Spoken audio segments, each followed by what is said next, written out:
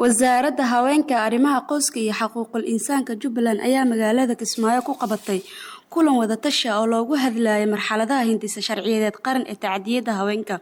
kulankan ayaa waxaa daahfuray wasiirka wasaaradda haweenka arrimaha qoyska iyo xuquuqul insaanka Jubbaland Marwa Cadar Ismaaciil Cabdullaahi waxaana ka soo qayb galay ururada haweenka howlwadeenada wasaaradda.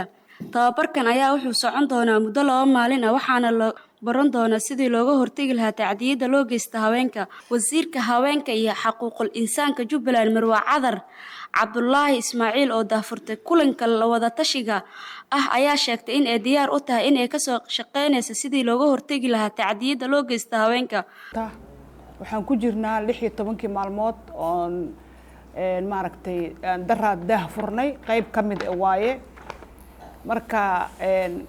hadda xasaasiyadna way jirtaa sicir barar baa lagu sameeyay barnaamijkan in dad tacadi la isu geysto tacadiga ma ahan kaliya in la isku fsado ma aha kufsi kaliya tacadi lama dhaho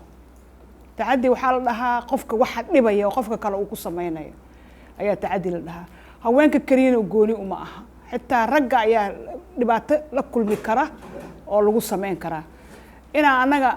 haween ah oo aanan diinta si fiican u aqoonin oonan ka jawaabi karin su'aalaha diiniga oo nala weydiiyana inaan sidii maaragtay iskaga dhaxdabaalna bad amal u dhaxgalnana islaamkana ma ogola aqliga saliimka ana ma ogola waxani barnaamijkan waa mindi labada af ka soo feesan waay haddaad saan dhahdidna way ku goyn haddaad saan dhahdidna way ku goynaya in laga fiirsado islaamnimadeena iyo dhaqankeena suuban aanan Soomaalinimadeena inaanan ka tagin waay anaga waa soo noolaan jirnay waana soo jiri jirnay waana soo dhaqmi jirnay diin islaam baana lagu dhalay inaan islaamnimo ku dhimanana waan rabnaa waxa dhibka oo jira oo maanta dadka dhaxdiisa ka jirana inaan ka hadalno iska wacyi gelino iska waanino si akhlaaqiyan iyo sharaf iyo wanaag iyo maxay ahaydey ku dhisan maaragtay alla ka cabsina leh iyo maxay ahaydey rabnaa inaan uga hadalno inaan sicir barar gelino ma rabno annaga culimadeena waa ka dambeynaa culimadaana hogaaminaysa kitaabka quraanka na hogaaminaya sunnada rasuulka kaleey salaatu wasalaam baana hogaaminaysa wixii intaas dhaafsiisan wax shaqo oo ku leenahay ma jirto cidii ku shaqeynaysana heshiis lama nihin saaxiib kulama nihin shaqana kulama wadaagno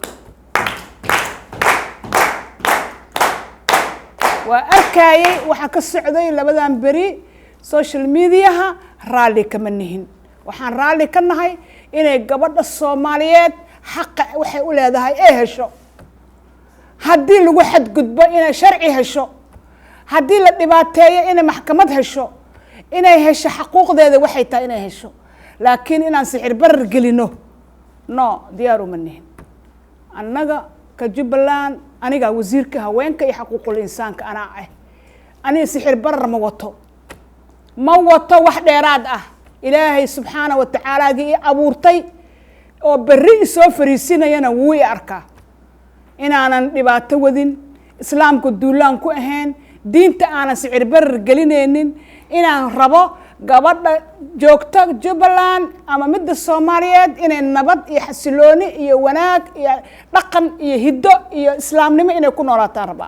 kulankan ayaa ku soo beegmanaya iyadoo lagu guda jiro xuska 16 maalin ee ka hortaga tacdiyada loo geysto haweenka. ayaan Ibnu Kaariye Jubbaland TV Kismaayo.